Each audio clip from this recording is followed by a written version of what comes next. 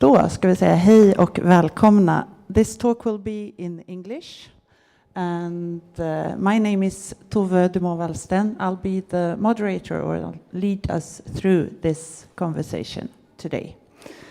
We are at Östasiatiska museet and we are very happy to be here. We're here because of the exhibition, Juxtaposing Craft, that has been initiated by Rebecca Ahlstedts and Tsuyoshi Tanes in one of your conversations a few years ago. We'll hear more about that later, but we're really happy to be here. And we also want to thank the Sasakawa Foundation for making it possible to film and stream this event.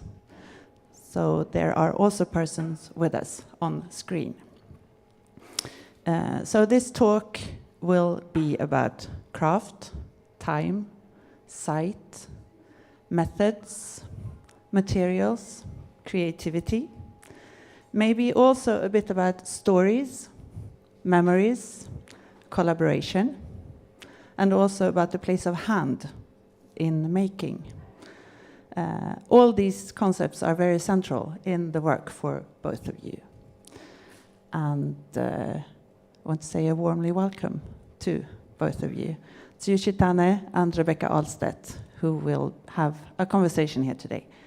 First, a short presentation of both of them, and then we'll go on with the conversation, and we'll talk for about 45 minutes with time for questions from you. So if you have questions coming up, please keep them. We will need you at the end of the talk. And after the talk, there will be a guided tour and a visit with Emilia Karlsson, who will take you on a tour through the exhibition if you are interested in seeing Juxtaposing Craft afterwards. But we'll start by the presentation of Tsuyoshi Tanes' work. Thank you. Please.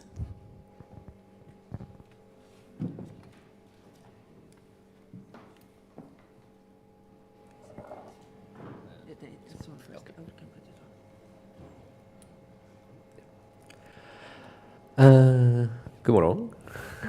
Jag pratar lite svenska because I've been living in Sweden for 1 year when I was studying abroad in Gothenburg. So somehow my memory of the Swedish are coming back from yesterday. And thank you very much for, but I need to speak English for my presentation. And thank you very much for Rebecca and Tove for welcoming back to Sweden after many years of we talk that to organize this situation.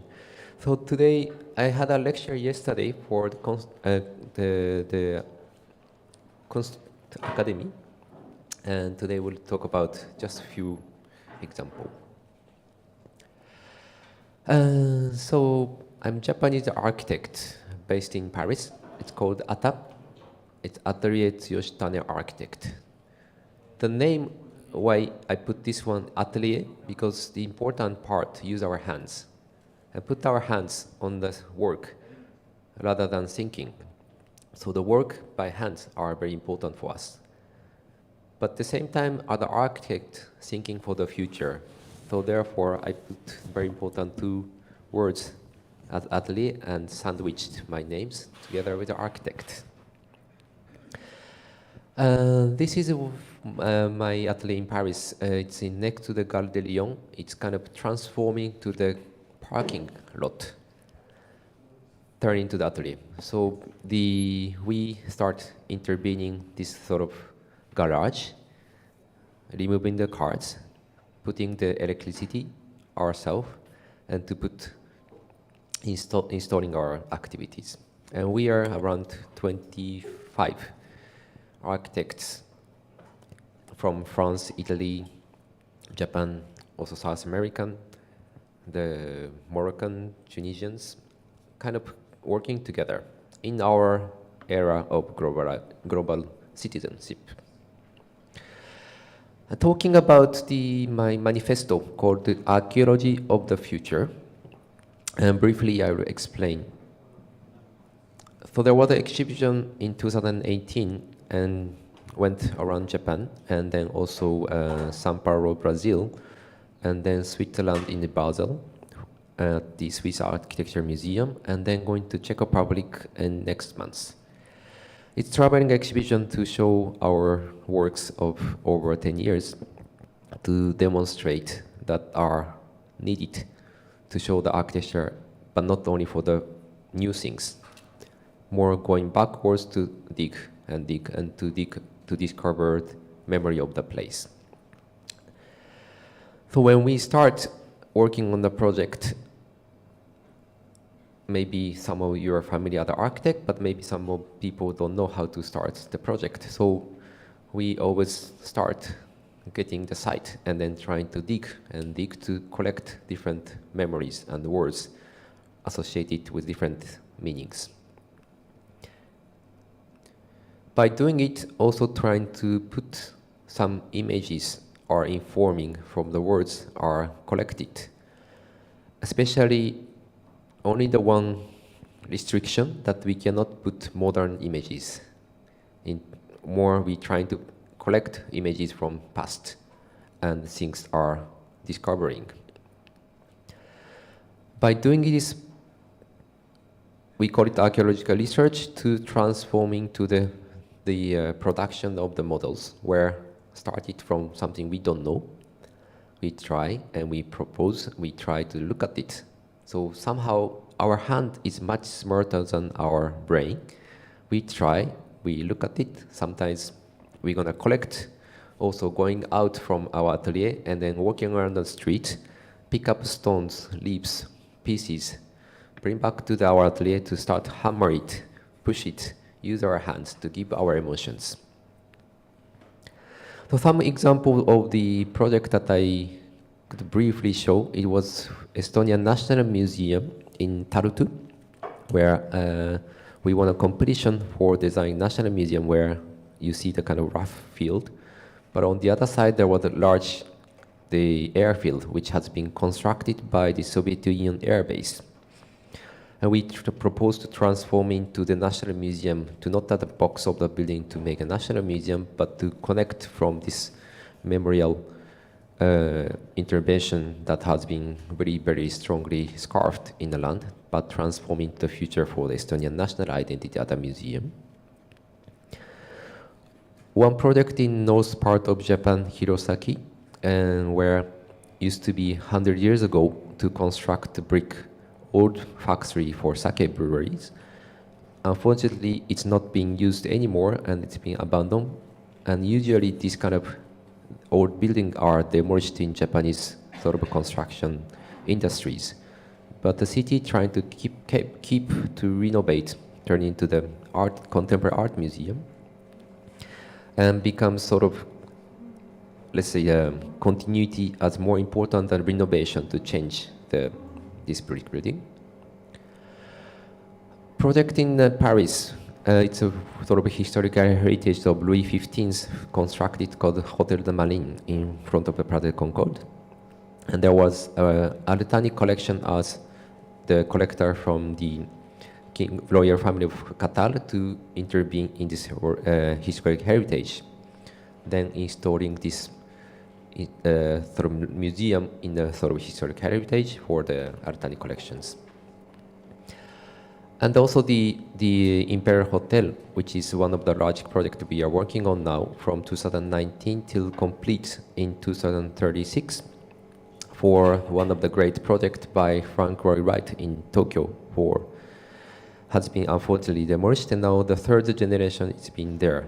And it's going to start construction 2032 to finish 2036 to be in the sort of heart of Imperial Hotel in Tokyo. Just to sum up these works between the large scale that I didn't show, also small housing or some installation or exhibition design that we are very much important to think this memory of the place and space and time. It's a place where it's called a place that we know it's a place. And we know it's a space, also space. But we don't know where in between, for example, this hall, where can we call it? Maybe this stage, it's a place. But the space is also space.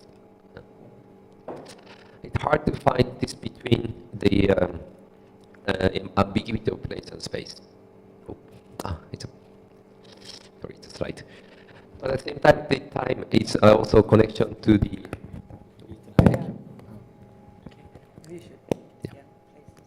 Hello, yes.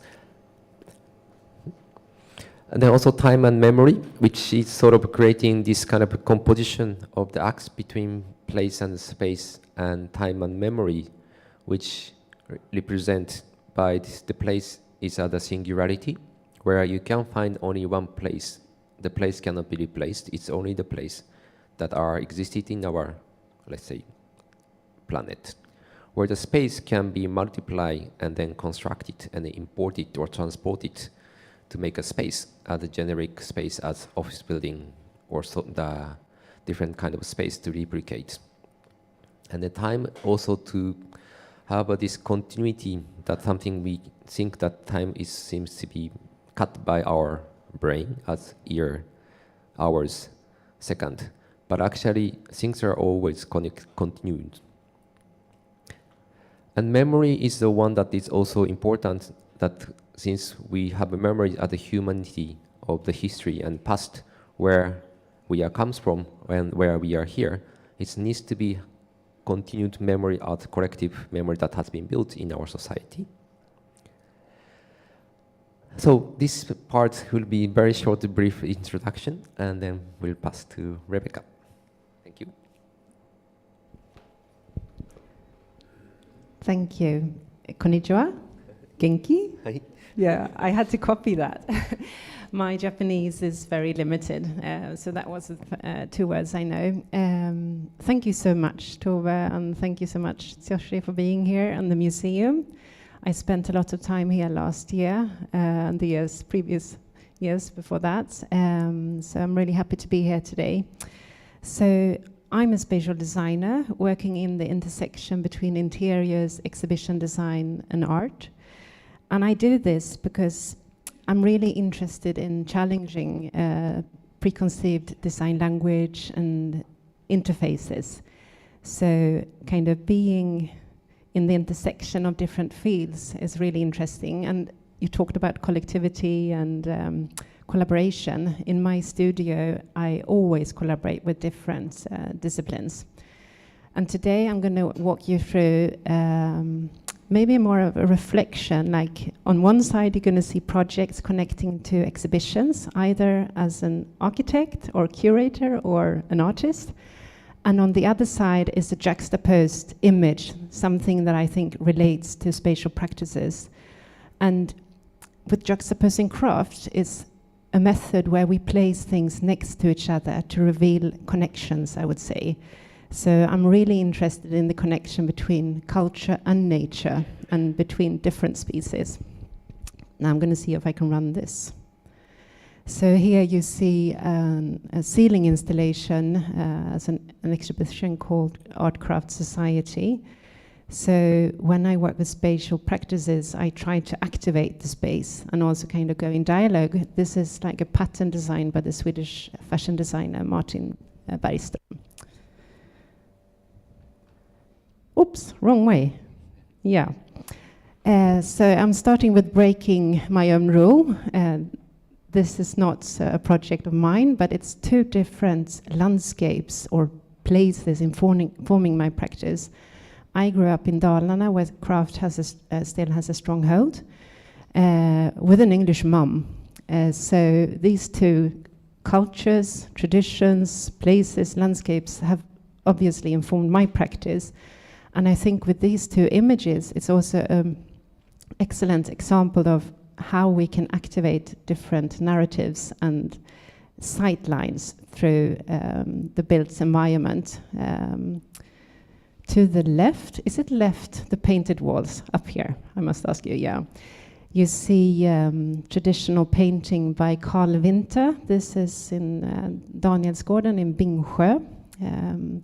Actually, kurbits means pumpkin, and it was very much informed and inspired by French Rococo. So it's really interesting how form language moves across borders.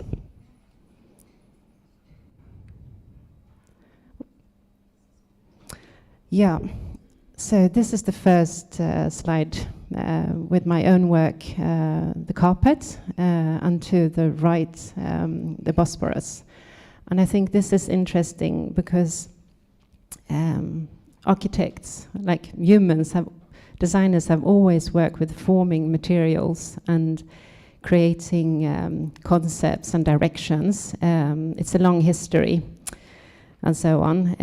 But what I really find interesting is that it's moving across borders, and it's highly political also, how we kind of work on codes and conventions through our design. And through that, we have a really strong power to kind of communicate different possibilities and other futures. So the carpet was part of a project on gender equality, revealing men's violence on women.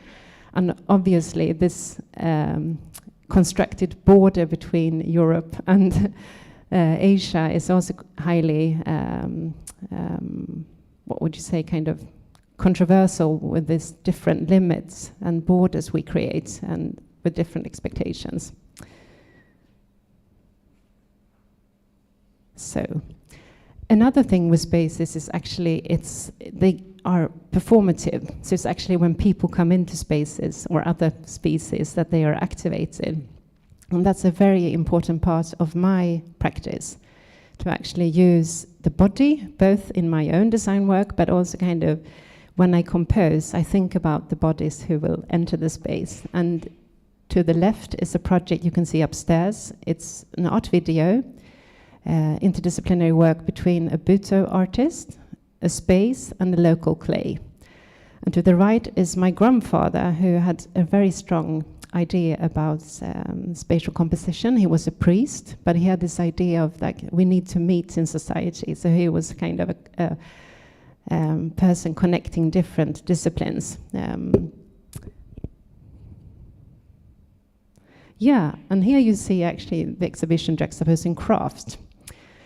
And as you will see upstairs, if you go and visit the exhibition, we have worked with a spatial design that communicates the link between history now and the future. So it's a diagonal backbone with horizontal arms reaching out to the contemporary, where we have placed most of the historical objects, but also a few new ones. And then on the top, there's this kind of ceiling installation with urushi paper, carrying all the stories behind the different explorations and the different art forms you can see in the exhibition. To the right is actually designed by my grandfather, the priest. He was lying in a lake in the Alps and thinking a lot about, he had been visiting different monasteries and was thinking about meditation and retreats. So this was one of the first retreat centers in Sweden, St. Davidsgården, where he kind of translated this idea of the lake and the Alps around. So he was kind of fundraising, going around with an architectural model. And eventually they managed to build this center, so you can visit it today. Yeah, and then connecting to craft. For me, craft is very much about improvisation. And I think the word to improve and improvise is really interesting, because improvisation is doing things caught in the moment. It's like not repeated.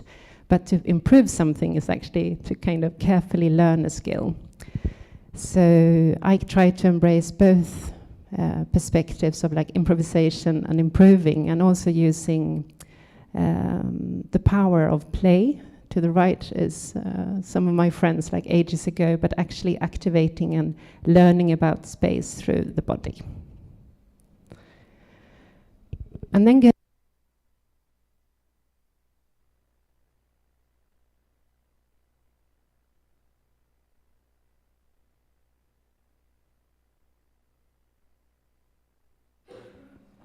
okay, yeah, I'm back. Thank you.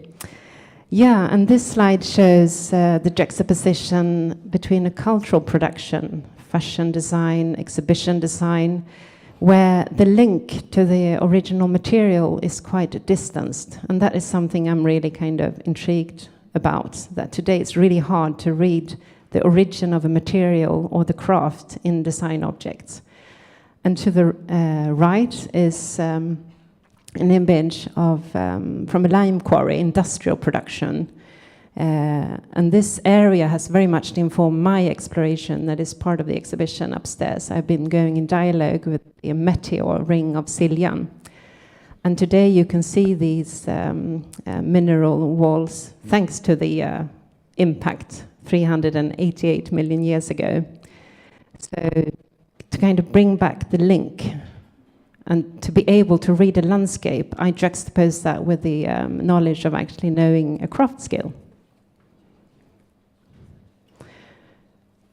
And then another juxtaposition to the right, a Yeoman vase. I think it's 6,000 years old. You can see another one upstairs. It's actually said to be the first ceramic in the world. This is Japan before Japan, and it was actually created by a hunter and gatherer society. And they think it was women who created this kind of architecture.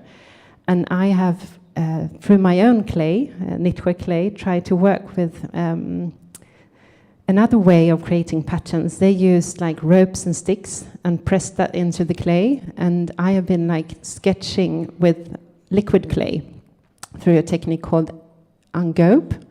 And the little image is images from like previous colleagues working with the same technique at this factory called Knitwear Keramik, who has actually been very helpful and offered me to work with the local clay because it's not used any longer, so it's just tons of it in their basement.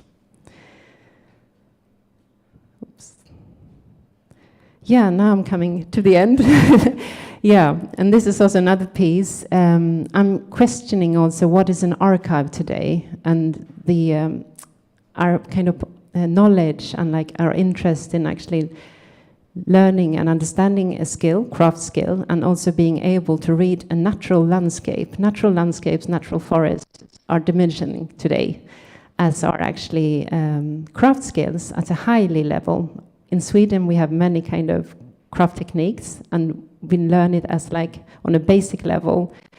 But oh, it's gone again. No, sorry.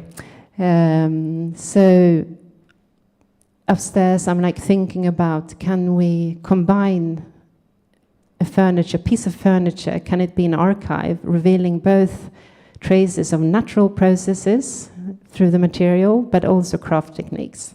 And to the right is actually a Japanese forest. Yeah.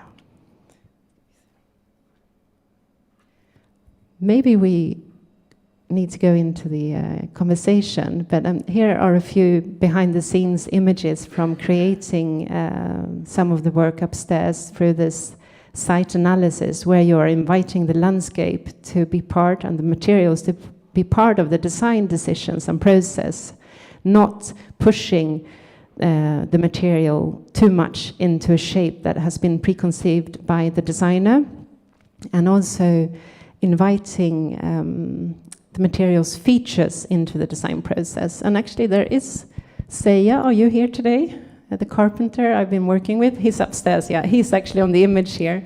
So we had this act of improvisation in your studio, moving around the different pieces with our bodies and so on. So it was not made by a design sketch. And now we're coming to the last image, and we managed to choose the most valuable object from the Museum Dalarna. It's not this piece, but it's a close sibling upstairs, just through walking into the archive and activating it and selecting it on like an artistic kind of concept, not like the archaeologist or the ethnographer.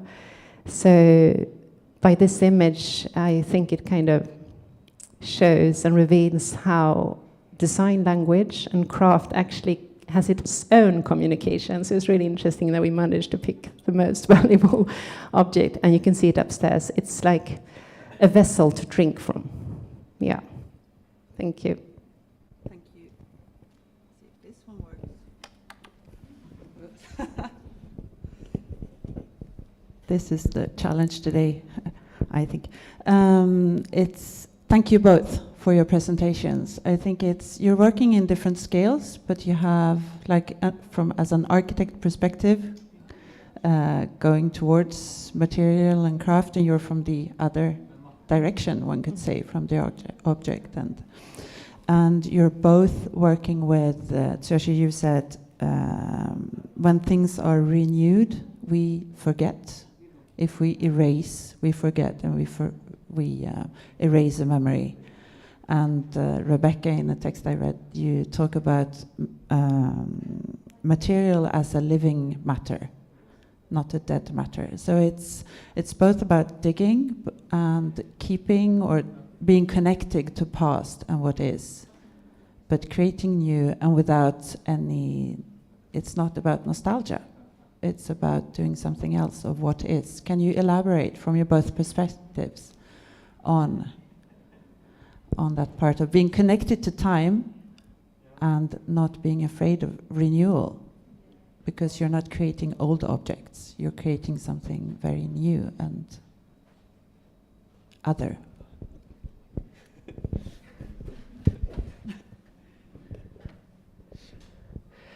Maybe I can start. So the probably one of the kind of hard which made me to come up this situation was that I'm born in Tokyo and then live still my house in Tokyo for my family. But then after I left Tokyo to study in the Hokkaido and then come to Europe, time to time when I go back to my house in Tokyo, one house, my neighborhood, been demolished and they made a new house. The other one in front of my house has been demolished, been changed. On the left and the back, it's also changed. Then after, I cannot remember anymore my neighborhood. Probably also, maybe some of you went to Japan. It's been new construction coming up, rising up. It's brilliant, but at the same time, you don't remember anymore. And I was shocked even yesterday, it's been maybe more than 10 years, coming back to Stockholm to see around the station, and something it doesn't make me feel like I'm back to Stockholm. Somehow it's changed.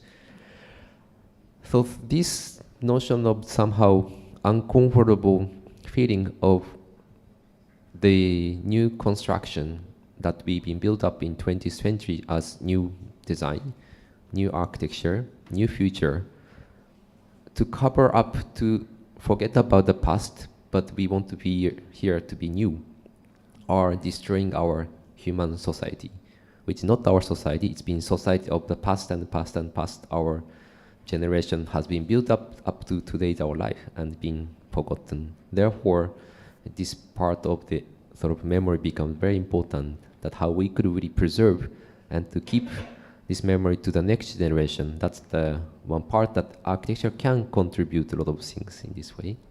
But without being without being nostalgic about and recreating what we think is the past. It's adding another layer, which will be what the future would be built on. Rebecca, can you reflect upon the same matter? Yes. We talked a little bit about continuity yesterday, and somebody said to me that you cannot be contemporary if you don't know your history. And I think that we are very kind of informed by a linear perspective on time. And I think that the industrialization actually has pushed this idea of like the linear, efficient kind of norm on many fields. That's how we organize society, and we have a very dualistic thinking still, even though we, within the arts, are kind of challenging this and many other disciplines. So separating body and mind, nature, culture. So for me, kind of to think about yesterday's knowledge, I think most of our machines are actually created based on yesterday's knowledge from the hand. Also in medicine, it's based on like knowledge about nature and different herbs from indigenous people. So I think we have like a too short perspective. So if we embrace a longer perspective, and maybe as you showed, like with your rhizome words, I think we should think about history as more of a web and so on. And that could help us, hopefully, not to despair about climate crisis and so on. For me, climate crisis is very much about a relational crisis. It's us not knowing where materials come from. You could say that our planet Earth has many holes from excavated materials that have been sourced to kind of fuel our contemporary living. And I think it's one step. As a teacher and as an artist, a curator, I could be part of like raising these questions on how to connect these different time frames back, hopefully. See if it's, yeah. Making craft involves reinventing old knowledge. You also talk about in the exhibition. How do you go about when you want to reinvent this old knowledge? How can one see traces of it in your practices? I think that the part of the craft, it is important because craft cannot be do it without any materials. So which means that when you touch wood, you feel the wood, you feel the weight of wood. And exactly the people who touch the wood had the same impression, has been built many people. Therefore, craftsmanship as a person who touched the wood, as much as we touched the wood, felt the same. Therefore, starting point of the material gives you a lot of information, a lot of emotions, are able to ask ourselves what we're going to do with wood. And there are many people made things by wood. Therefore, probably Japan and Sweden touching the wood in different environment, different needs, different lifestyle are able to, let's say, give us life to work with the wood. And therefore, it's not comes from the idea, from the thinking process, but actually craftsmen start touching a wood, start to have a dialogue from the material. Therefore, craftsmanship, it gives us a lot of ideas to connect between the dialogue between not only the culture, but the, again, time continuity from the depths from those craftsmanship. And that's what I think is very interesting. Yeah, maybe I could add, I mean, we experience our world through our senses. So actually the tactility and the conversation between the hand and our senses and materials, I think is quite crucial. And actually, this neurologist said to me that when we work with observing and experiencing things through our senses and also starting to get ideas, that these two parts of our neurological systems are really closely connected. So for me, it's also a way of engaging with materials, to have a friction, to have a collaboration, to invite them to make some of the design choices. And you talked about that yesterday also, not having a style that you push onto every project, that you kind of think a bit more about what is this space, what is this place, and what is the material and the situation at hand. So that I think maybe it's a continuation of techniques and possibilities through, maybe it's not a reinventing the craft because it's already invented. It's just like continuing, finding new ways of making it contribute to our contemporary lifestyles. And carrying on the stories, I guess. You want to add something? Yeah, just like to add some kind of maybe interesting part as the scientific, our brain, how it works, is that because I did a lot of research for memories, and there is still not yet defined where memories in our brain, or it could say that our brain is a memory. So in this way, it's still not, neurologists cannot find where memory comes from. But there was sort of thinking process, the way how we think of the innovation, how we think it's always front our brain. For frontier imagination, everything comes from our front brain. But maybe what it said, the memory comes from our central part of the brain. So they call it as a cold brain and warm brain. There is somehow memory comes from this kind of old part of our brain, which is some warm part. Therefore, probably there is some kind of interest for me to think for this connection. Just adding one more. And maybe that memory is also activated by sensing or by touching or by doing, as you talk about. We touch wood here, and if we touch wood in another culture, it makes us, or it evokes the same kind of sensations, or so. I guess body is part of that memory, and by creating and doing, we can also connect. It connects also our emotions to function it. because when you think, there's no more, you don't need emotion, but when you touch, there's always our sensitivity provides the functionality of emotion needs to be together. That's something very important for this part. Next question, maybe. Or no, I was just thinking about what you said, that this exhibition was initiated in a dialogue. That's right. We were talking about our common design background and craft in Japan and in Sweden. And I guess both of us in our different practices, we are kind of searching also for good examples within the craft, kind of to help us find resilient ways to approach spatial practices. And saying this, I also wanted to say that you have not been part of actually developing the project, even though you would have been most welcome. So maybe I should, is it time now to talk a little bit about the exhibition, or is it next question? We can do that, but I was thinking of the sharing of stories and collaborations is also a very material is very tactile, but the stories and the collecting of the stories and the ways of an object becoming is also part of your practices. So I want to talk about these different collaborations you work on, creating new stories. And the exhibition is one part of that, so that will be a natural flow, I guess. I think the one important part is our human, we tend to forget. And therefore we forget, even we want to remember, but we sometimes forget.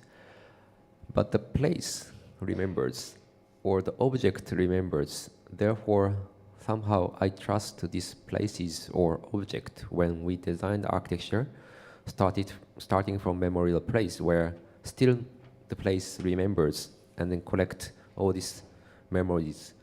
Therefore, the collaboration working with people, other craftsmen, and then construction companies or even engineer, everybody we collaborate. But also we should include people who has not been existed today, but are able to participate in our collaboration and thought that are somehow for me important to really doing a research to connect what it's been built, what's been made.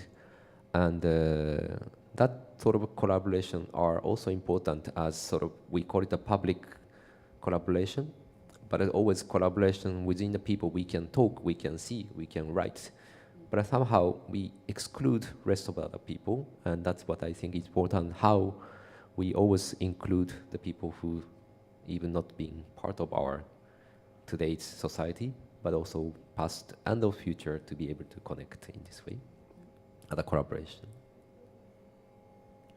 Yeah, I don't know if I can add, but I mean, I think I already raised that. I think that we need to kind of collaborate to address the complexities of life, and through kind of combining different disciplines, I think we come up with better answers. Of course, I mean, it takes time to collaborate, but I think the outcomes are much richer. You said it when you, in your introduction, you talked about the hand is smarter than the brain. And I think it's an approach you both are working with, or the body is a perfect tool to experience space or explore space. Can you develop on that two tools? I think because of also it comes from our generation, maybe, is that we are built on top of this kind of modern society where you can see things comes from factory. It's been built from industrialization, and it's been modernized, it's been changed. And we've been talking about also when we go to airports, for example, how many people are appreciating to remember the airport where you need to just transit. Even you are arriving to the country, you are arriving in a certain specific journey to be there, but because you want to go to other journey to continue. So you don't even respect, you don't share the dignity of the place where you just transit. These are the part that we've been built our society to be so convenient, so fast and being produced, but don't have any more emotion. Therefore, to me and the architect, where we need to think about the future, is not comes from all this sort of continuity of industrialization without any human being, and therefore how we could still go back to in our generation to think more what we gonna do for today and what can we to exchange to the also people who has been build up our society and culture to goes to the future generation. Otherwise, it's gonna be full of all this unhuman generic life that we think is not right. Yeah, maybe I already touched about it. I mean, we learn about life through our bodies as children, and then somehow society has organized like this separation between the body and mind. And I think also kind of closing the gap between how things are made and like materials and your own as on a general level knowledge of production. I think in Sweden we have something called slöjd, it's craft in schools. So for me it's also like even knowing a skill at a very basic level is you have a potential for actually acting and like making things within your own life. So for me that's really, really important to kind of try to relink body and hand back to both artistic practices, architectural practices on a high level, but also for everybody in society to be able to use your body to kind of solve problems. And the tool that you're using a lot while creating is the model, which is a kind of abstracted level of concept, and that's also where the hand part comes in. There's an accidental shift in from what you thought you were doing, but your hand makes something else, which makes you think of something new. And the model is central in your work. Yes, it's right. It's that because also we use a lot of images, but images that come from our brain. So of course, when you think, it comes from our brain. But the hands, something we try and then crush the paper, never been the same way as when you crush the second paper. So in a way, to have a paper or even work of hand to produce, you cannot replicate. It's always somehow surprising us. Somehow we never expect it. We just break them and we put them together, something different, and we cannot go backwards. So by hands are able to really use, and that's the way that we've been built up of our society has been lived together, and some way to share was because we had a hand. And that's our ability of a human being. We can use these hands, are able to maybe differentiate our society from maybe way of life from animals.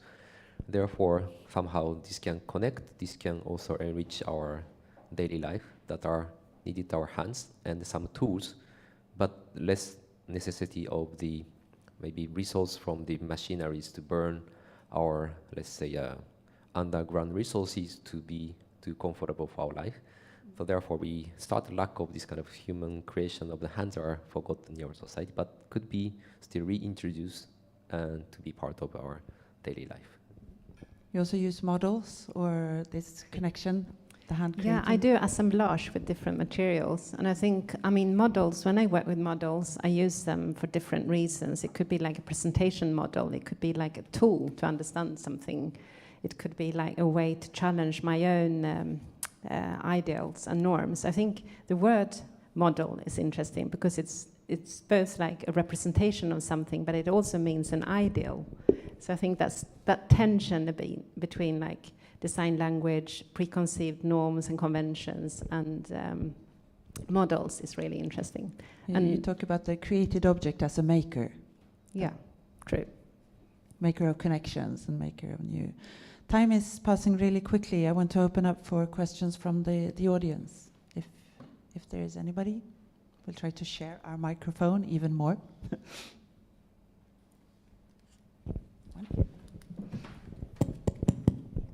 Thank you.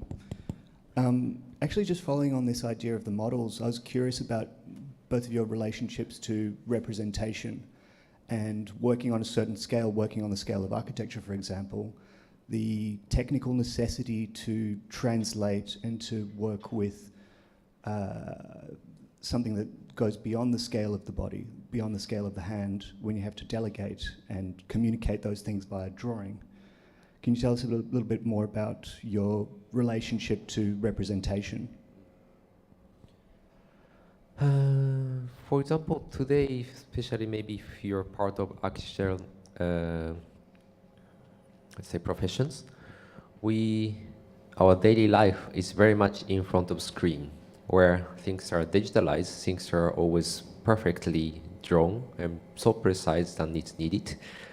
Even 3D modeling can visualize than what is going to be built. So everything becomes already pre-assembled, pre-represented. It can be all the information to be on the screen. There are counterbalance of my feeling is that, are we doing the right way? Can we make to trust everything from the screen that we trying to inform to generate everything what we need? Therefore, the representation that it's kind of beginning of the origin of the idea are necessary for us to touch and then start from models.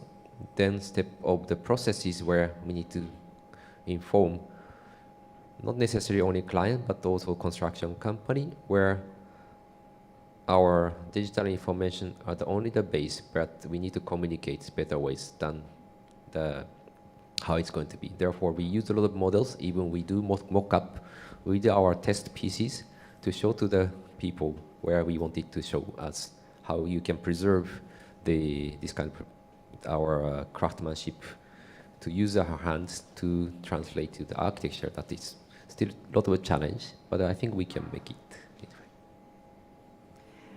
I'm not working in the architectural scale, creating or constructing buildings, but when I work with spatial design, I go in between different forms of representation. The exhibition Backbone upstairs was actually created in a little hand drawing, and then we went into the computer and then back again to like a very simple mock-up upstairs. So, and I mean, it's quite easy. I mean, you could just go outside and find a big grass lawn if you want to understand how many meters 30 meters are. So kind of working in different, going in between different methods and mediums of representation, I think it's very, for me at least, is very kind of successful, or the way to handle it. There's again a connection and a dialogue between different scales and materials. And more questions from you? Maybe I should say something about the exhibition upstairs. That's also a collaboration, a conversation with you to find the approach and method, and then the project has been developed together with a cultural association, which I'm co-founder of, together with the artist and curator Anna Senno, who is based in Paris. She will have a talk with Fredrik Proust, who's Same specialist in craft and also the Same drums. We managed to retrieve 2 drums from France, Marseille, that were actually, we didn't know where to find them. And through Anna and Fredrik's detective work, we managed to get them here, and there's also going to be a workshop upstairs. So I think it's more than 100 objects. It's more than 20 artists, designers, makers have been contributing to the exhibition upstairs. 180 historical objects, and we didn't touch about that, but national collections are actually spoken about as a public memory, so they are actually everybody's memory then. And then I think that's a really important thing to think about, that we need to kind of reactivate history and think about the origin of these objects and how they are translated into the contemporary times and so on. So I also want to say thanks to the museum, who trusted us with this idea and opened up their collections, and for all of you coming to listening today. Really nice. That sounded like a conclusion, and we're getting to the end of the conversation. I want to thank both of you for being here. And I was, in my notes I had, is there a question I didn't ask you? What would you like to add? There are so many topics that one could explore from juxtaposing. It's juxtaposing objects, it's juxtaposing, very hard word, cultures, time, different layers of ways of making objects in different cultures, and it's revealing a lot of different stories and collective memory. There are so many ways to approach and to go out from this. but one key sentence at the end. What would you like to add today before we end this conversation?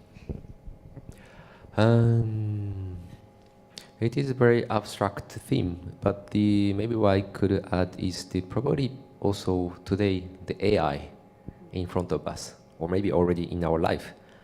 How are we gonna deal with this AI in our society in the future? We don't know. The object that you maybe see, it could be generated by AI, it could be moderated and then to reproduce by AI.